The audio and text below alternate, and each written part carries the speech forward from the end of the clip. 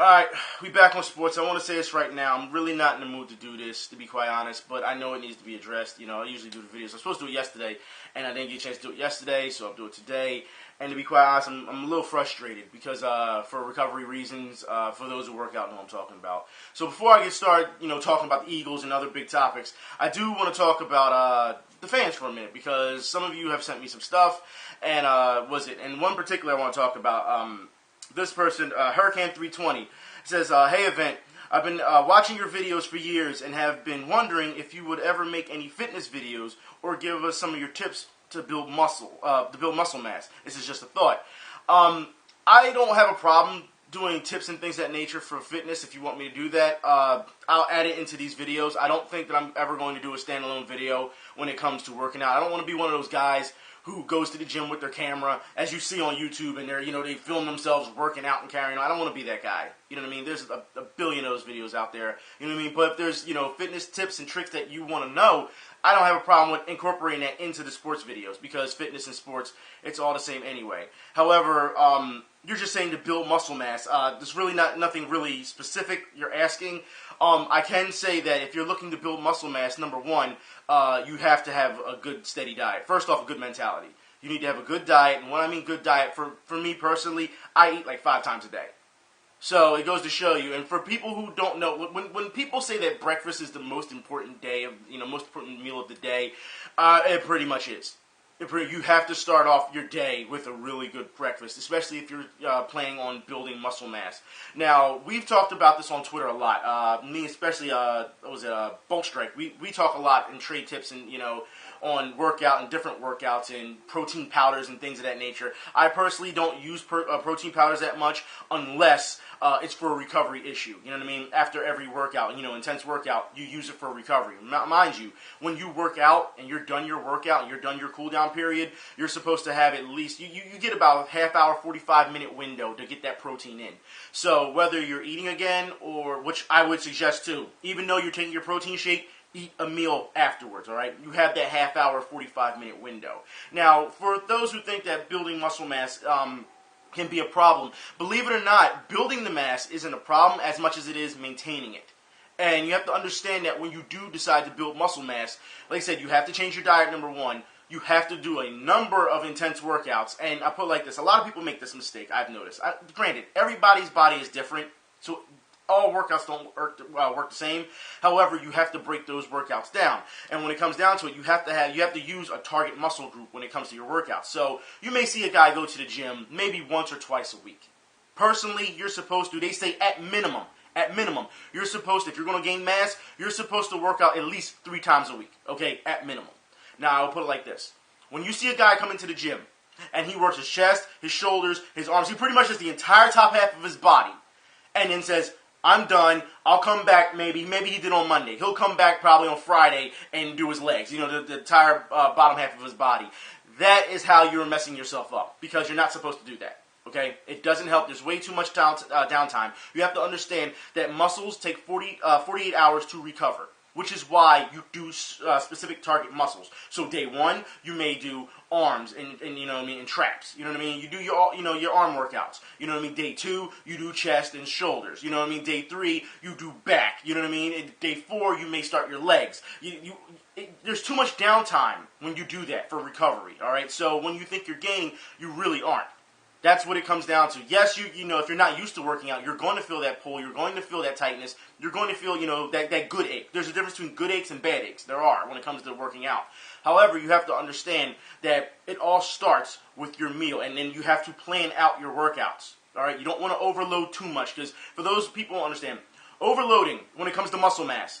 If you want to really be big, overloading is good, but you also have to understand that when you're overloading, for those who don't know what overloading means, you're putting up as much amount of weight as you can, mass amount of weight as you can, but you're doing lower reps. So instead of saying, let's just say say you bench 200 pounds. Let's just say you bench 200, okay?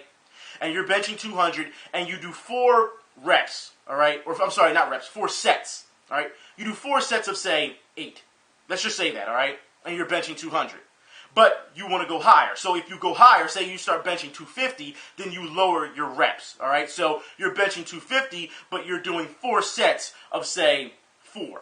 You get what I'm saying? That's what you do because you have to compensate for what you're doing until you get used to that weight. So then you can move up in that weight. You know what I mean? For example, Friday. Sorry, Friday. Last week, Friday, I did 4 sets of 8, but I was benching 300. You know what I mean? And really wasn't having that much of a problem. However, that was just regular bench. On incline, all right, I did 4 sets of 6, but I did 150. You know what I mean?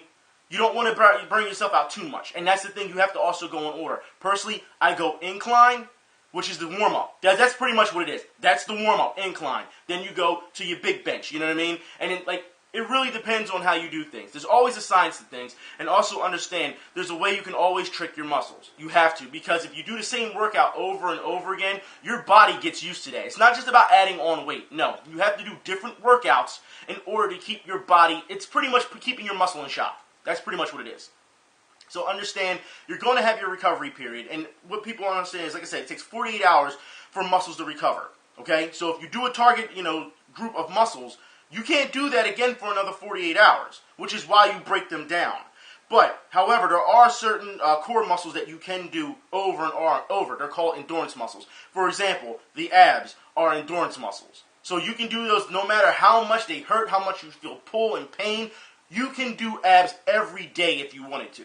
Because that's the type of muscle it is. It's an endurance muscle. It's built for that. Certain muscles like your biceps, triceps, they're not endurance muscles. If you decide to keep trying to do those every day, over and over, and you think you're building mass, actually no. What you're doing is you're not letting your the tissue recover, and also you're going to end up turning your muscle mass into lean muscle. So before you know it, you're not building as much as you are, but you'll probably have that tone that you want. There's a big difference, and there's other ways to go about it as well. Like I said, if you're thinking about lifting big, then you're also going to have to eat big as well. So like I said, 4 or 5 times a day, you're going to have to do this. And sometimes it depends on your schedule, too. I understand people have to work. People, they don't have time to do that. However, if you're taking on that type of regimen, like you're eating breakfast, okay? And for me, I eat 4 eggs in the morning. Fine. Next hour, you're eating again. You know what I mean? Then you can take that break for lunch.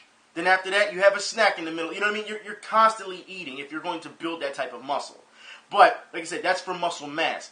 When you eat that way, though, that's also muscle, you're trying to retain, you're trying to get, keep that muscle. Because that's another thing. If you decide you're only going to work out once or twice a week, and you think that you're just going to keep that muscle the entire time with a bad diet, no, that's not going to work. All right? I know guys who drink so much and they still work out, but then when it gets to the facility and they decide to box and everything, you see these guys 30 seconds into the round, they're hunched over with their hands on their knees, and you're like, what's wrong? I've been drinking too much. I've been smoking too much. You're beating yourself. So understand, you don't have to be, as they would say, straight edge to keep, to keep the physique going. You can go out and have, and drink socially and do whatever you want socially, you know what I mean? But don't let it, consume you. Don't let it consume you because you have a specific, regimen, a specific discipline you have to stay with if you're deciding that you are going to gain all this muscle. So, like I said, I just want to talk about that because this person, asked that question. And if you have any more questions, by all means, let me know. You know what I mean? If I don't address them in the comment section, because a lot of times these days I'm not really available because of my schedule, but I'll address them on video if you want me to. I have no problem with that. And even if I'm not available, there are a number of people who do work out that probably can help you as well. Because, we can definitely talk about the difference between protein powders, and they all do different stuff. And be careful of the how can I put this? The measurements that you put out, because you could, build up too much protein in your kidney and get kidney stones. And there's a lot of people who like to use I like to call them creo freaks. People who use creatine, I've seen this stuff. It's kind of regulated these days, but back in the day when people was getting crazy off creatine, it's almost like roid rage. So you have to understand there are a lot of tricks and trades to working out. But once you get into a rhythm, you know what you're doing. Once you get that experience, you know what you're doing. Like I said, if anybody has any questions, I don't have a problem addressing them on camera, okay? That's the first thing I want to talk about. Number 2, I want to talk about some of you guys in the comment section last week, want to talk about, ask me, what do you feel about Arsenal? Because I skipped Arsenal because I was talking about Chelsea, Man City, Liverpool and all them. Arsenal, I'll put it like this. Arsenal, I would like to see leapfrog Man City. I don't think it's going to happen. However, I'm still upset with the Champions League because Arsenal, when they played who? Was it Monaco? When they played? The possession rate that Arsenal had against Monaco, okay? They absolutely destroyed Monaco. And on top of this, all right, they scored 2 goals, all right? So they had a clean sheet, and they beat them 2-0, okay? However, Monaco went on because of AGG, because it was only tied goals. I hate the AGG. I hate it. I hate it. Away goals, I hate it so much. Because clearly, Arsenal should have won that. They should have, advanced. They should have. They won that hands down. They should have advanced. No rap about it. Once Arsenal did that, it seemed like I personally got mad over it. Because I think it's a joke. However, Arsenal in the next game, they came out guns blazing. I feel bad for Arsenal because of that reason alone. It's not like when Chelsea got eliminated. No, when they got eliminated, they deserved to get eliminated, all right? But Arsenal controlled the ball from the first half to the second half, and they did everything right, and they still didn't progress. Please get rid of the AG. That bothers me so much. However, I would like to see Arsenal, and I say this, Arsenal leapfrog Man City. It's a pipe dream. But to have Chelsea in 1 and Arsenal 2 would be hilarious, all right, given their rivalry, given where they are in London. It's absolutely, I just think it's funny. The pacing, you know what I'm talking about. Exactly the spaces, the rivalry. It would be great. I'm just saying. Anyways, I want to move on to the Eagles. For those who don't know, the Eagles are thinking about signing Miles Austin. And yesterday, this came up on my, on my phone on ESPN. It's a joke, right? This is not April Fool's yet. I mean, you gotta be kidding. Miles Austin? Miles Austin. All right, let's get this. This is the Miles Austin that hasn't been the same since dating Kim Kardashian. So Miles Austin fits the system. But all the other Pro Bowls that you got rid of, I won't say Macklin because Macklin left on his own will, okay? But all these other Pro Bowls that didn't fit the system, and you pick Miles Austin. So Miles Austin fits the system. Really. So our receiving core right now is Cooper, Huff, Matthews, and Austin. That's going to be our receiving core going in. Are you going to sit here and tell me that that's okay? No way. See, and here's the thing. People keep asking me, Event, do you trust Chip Kelly? No, I don't. I don't trust him. No, not right now, no. There's no way. Now, I'll put it like this. If Chip Kelly gets us past the first round of the playoffs, all right, this upcoming season, I'll gladly say I was wrong. You know what I mean? Hats off to him and everything. I don't have a problem. Please, by all means, prove me wrong, Chip Kelly. Please. But I'll put it like this. You cannot sit here and tell me that's our receiving core going in so far to the NFL next season. That's absolutely ridiculous because they all fit the system, right? The system. Come on, man. And the thing is, I didn't talk about DeMarco Murray last week because, I just felt this, whatever. But after hearing what McCoy had to say about DeMarco Murray and the signing, he said, it's looking like desperation. And you know what? These signings are starting to look like desperation. I want to put it like this as well. So you're telling me, Chip Kelly, that because McCoy, knowing that he wanted to stay here, knowing that he was loyal, okay, you going to tell me that the money that you gave DeMarco Murray, that you couldn't have restructured Shady's contract? You couldn't have did that? That wasn't even an option? Like, seriously. I'm just trying to figure this out. And don't tell me that was still for Kiko. I'm still not trying to hear that. No. On top of it, because, everyone is saying, we got Kiko Alonso, we can get rid of D'Amico Ryans now, and we're seeing this a lot on Twitter. All these fans saying, oh, get rid of D'Amico Ryans. Well, guess what? They just signed him to a 1-year deal, so he's back. So I guess fans now are going to be like, praise D'Amico Ryans again, huh? You just want to get rid of him. Now, when he's back, now you're going to praise him, right? Is that what you're going to do, Eagles fans? See, this fan base is so weird right now. I don't know. It's just so much flip-flopping. There's so much disloyalty. I don't know if it's enabling this, the franchise too much, or is it just people that are just like, oh, well, I like this guy. Oh, he's going, well, fuck him then. Like, you can't, come on, man. These players haven't done anything to you. This is not like the Reed era where players were threatening to beat up fans in the stands. If they were doing that, okay, I could see that, okay? People would complain about Evan Mathis, being on a trade block and things of that nature, when he's on a trade block. And for me, it was like, I remember when him and Kelsey, threatened the father and his son because they wanted Reed fired. So if if the fans said, fuck Mathis, even though I feel Mathis is a good player, I mean, let's be honest here. If you watched his performance last year, he only had like a handful of miscues. He only did. So it was not like it was that big. You know what I mean? So, but if he left, I wouldn't be like, I'd be like, damn, it's kind of messed up that you want to get rid of him. But you know what I mean? I can understand why fans don't like him. You get what I'm saying? They, say, oh, well, we don't care because of what he did. So I understand that. However, you have to understand also that not too long ago, Chip Kelly came out and said that Nick Foles, when he traded Nick Foles, he didn't want to trade him. It just happened. No, it just doesn't happen. The fact that you say you didn't want to trade Nick Foles and you trade him anyway for a broken down quarterback, no, I'm not trying to hear that. So you have a receiving core in Matthews, Cooper, Huff, and apparently Austin. Who's going to throw him the ball? Don't tell me. Like I said, Bradford's not going to make it throughout the year. He's not going to throw him the ball. Sanchez is going to throw him the ball. We saw what Sanchez did last year. They were not. I'm not getting in that. Sanchez isn't good enough to throw the ball. Barkley's, I guess, he's going to be on the trading block, so you can bring in Tebow. This makes no sense. None of it. It's almost like Chip Kelly is almost doing other franchises a favor. And then if it doesn't work out, he's just going to walk back to Oregon. That's what it feels like. To me, in my opinion, that's what it feels like. Okay?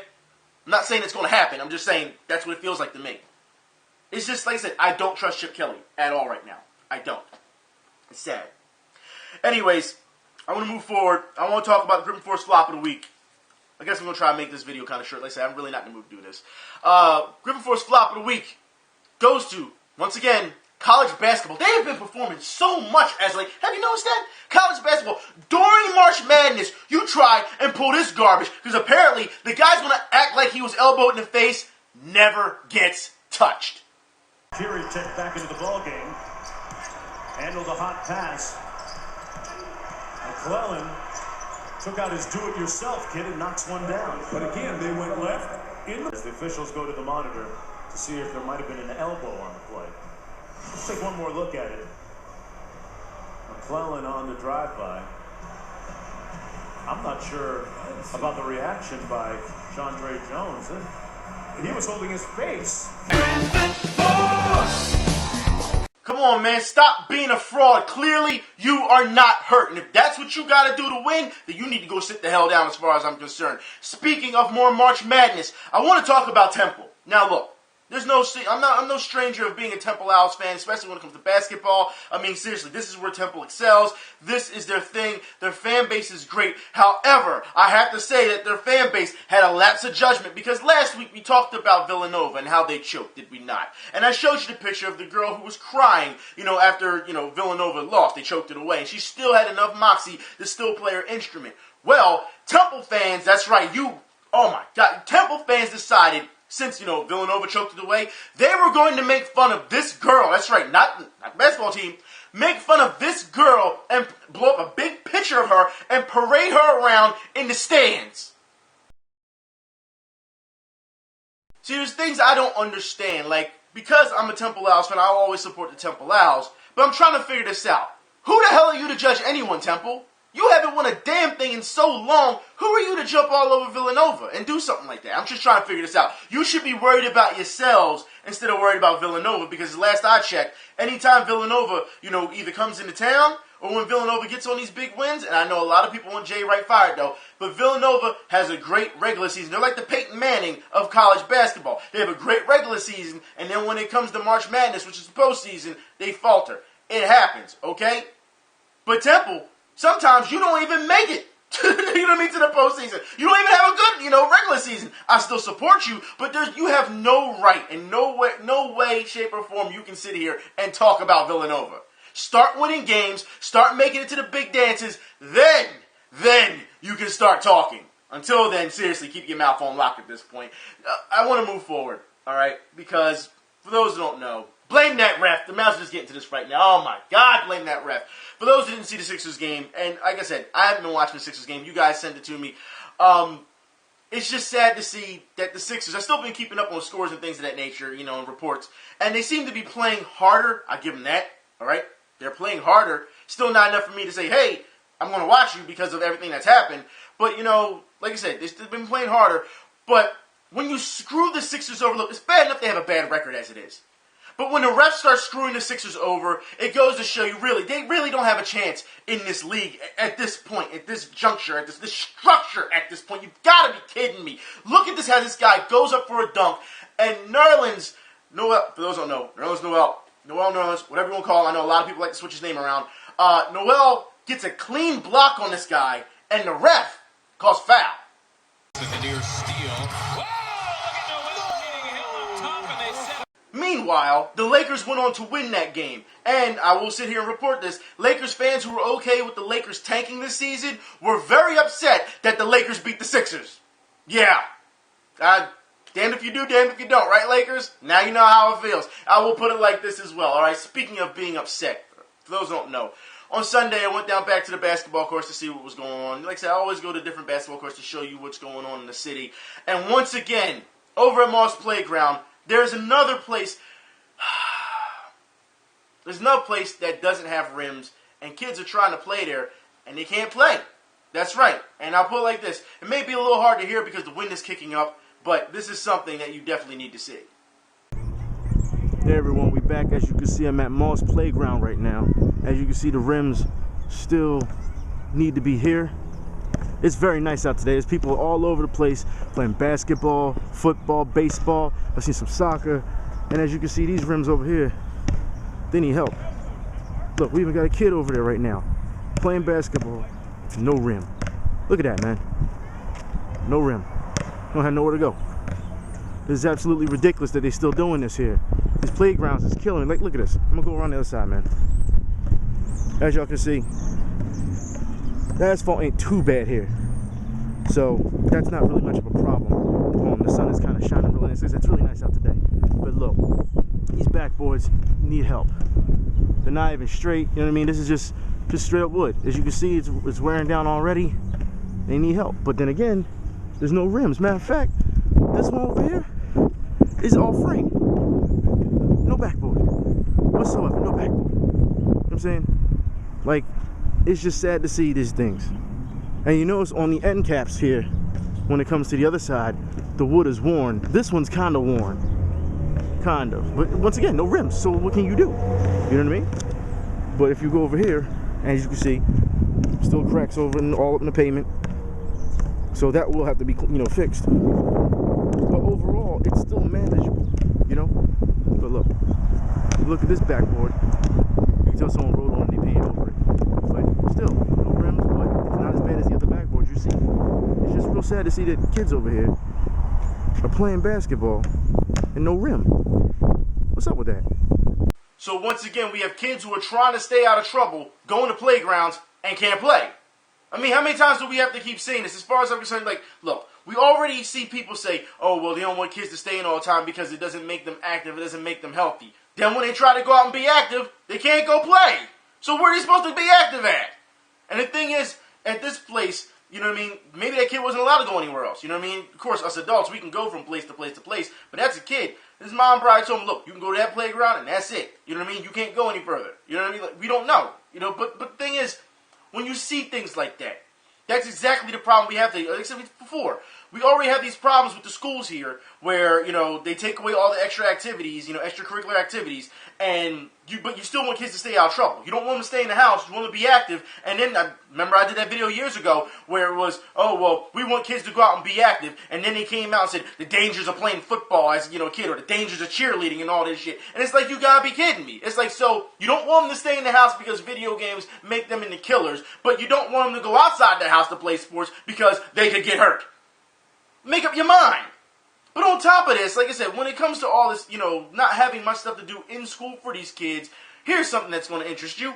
All right, Wisconsin High School reveals a $662 locker room renovation.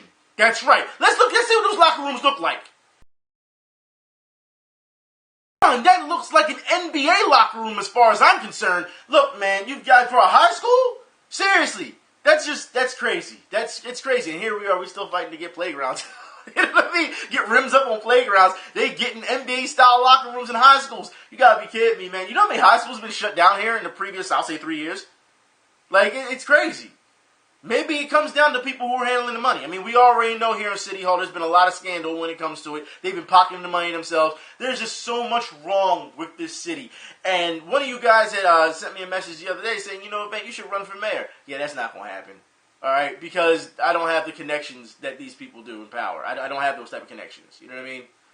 Like, think about it. When the mayor was first brought in as the mayor, once he, sworn in or whatever, when he was brought in as the mayor, they automatically gave him an honorary doctorate over at a college. Like, he didn't do anything to earn it. All right, but they gave it to him. That's the type of connections I'm talking about. If you don't have that backing, that type of power, you're pretty much screwed. And then, of course, they don't care. They don't care. They just don't. They don't. And it's sad that a lot of us here in the community, we fight for these type of things, and you know what I mean? It just flies under the radar. Same thing with this Wisconsin. When this happened, a number of people in the community raised questions about it. They had they had concerns about it. And was like, yo, this is a bit much. But yet, not enough people, stepped up and said anything. So apparently, that's fine. This is what we deal with now. There's no high schoolers do not need that type of, they just don't. You've got to be kidding me. They're high schoolers, all right? I mean, I guess congratulations. I guess. I mean, look, if you get that type of renovation, you better win every championship from here for the next 50 years, as far as I'm concerned. Every state championship. You better. That's just crazy. All right? However, I do want to move forward. I want to talk about something we talked about last week. Monet Davis. Now, when I talked about this last week, the college baseball player called her a slut and things of that nature. I showed the tweet on here, and he should be ashamed of himself. He really should. However, after I did that video, Monet Davis came out herself and addressed the issue. So let's hear what she has to say. We were talking, I mentioned the boys from Chicago who had to relinquish their title, the U.S. Championship title, and you keep in touch with them. Yeah. Yeah, we just play NBA 2K online together, and we just talk over the PS4, and we're just still having a great time, just remembering everything that we did, and like the one night we lost to them, and how we were just all talking by the pool, just like laughing and all. Great.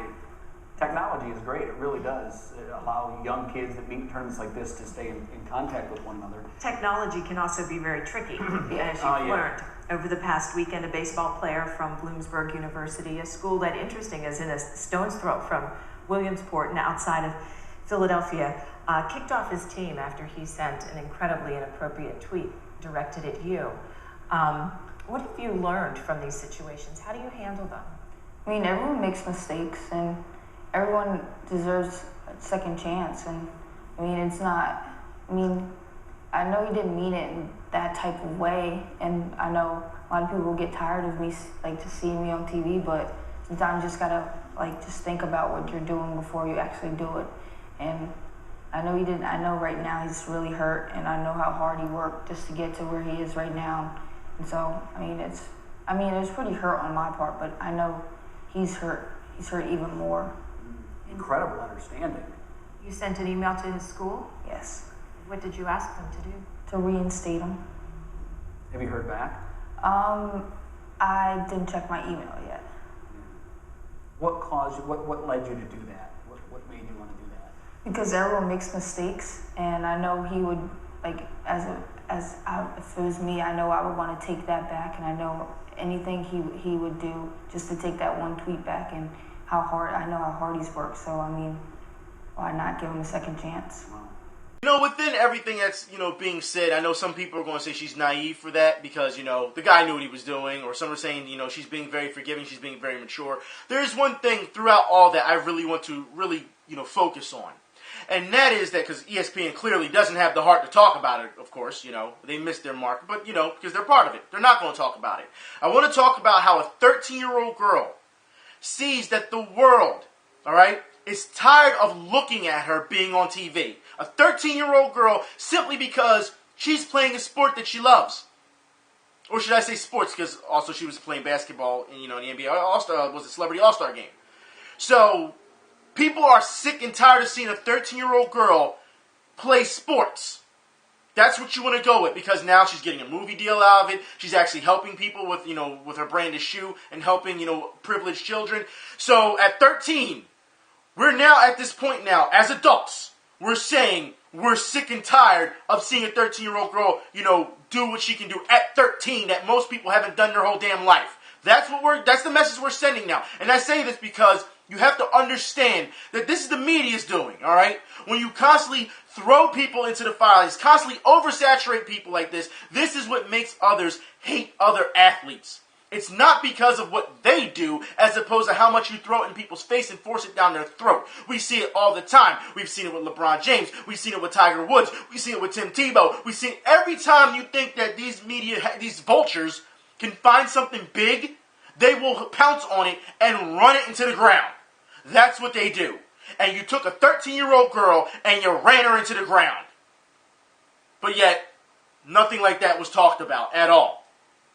See, that's the most saddening part of this interview, if you ask me. Because, number one, they just let it fly by, like I said, because they're a part of the system. They're the part of it. You know what I mean? They're not going to address it. But it goes to show you that if a 13-year-old can see this, a 13-year-old, can you imagine how these other athletes feel? Do you see now why when you see other athletes and people say, hey, can I have your autograph? And they're like, I don't even bother. They just keep walking. They've been thrown into the fire so much. And I know so many people are going to say, but they chose that type of life. You're going to say that. You know what I mean? They get money, they can handle it. Well, I get that, all right? This is a 13-year-old girl. Adults probably can handle it more, but a 13-year-old girl, and now she's got to be very careful on what she says. And I'm sure that a lot of people are going to say, well, her response was clearly, it was coached up and things of that nature. It probably was. But the fact is, this is what she has to get into now. And she goes on in that interview with ESPN to talk about how she wasn't prepared. She didn't know exactly what she was getting herself into. Yeah, because the media decided to just jump all over her and just parade her around. And even though the whole Taney thing has been over with, she's still in the spotlight. She's got a book, you know what I mean? A movie coming, like all these things. And now we have grown men. I'm sorry, when you're in college, you're a man at that point. You've got men saying that they're tired of seeing 13-year-old girls because, apparently they're sluts, She hasn't done anything to be considered that, I can understand if she was getting nuts and wilding out and all this type of stuff, acting a fool at 13, but that's not what we see, is it? No, not at all. Like she said, she sits at home and she plays NBA 2K with the other guys that she's played against and with. Sounds like a kid to me. That's what kids do. They go out and play, or they stay home and play. But now we're going to jump on her for playing. Man, I'm done with this. I'll talk to y'all later. Y'all be safe, man. I'm out.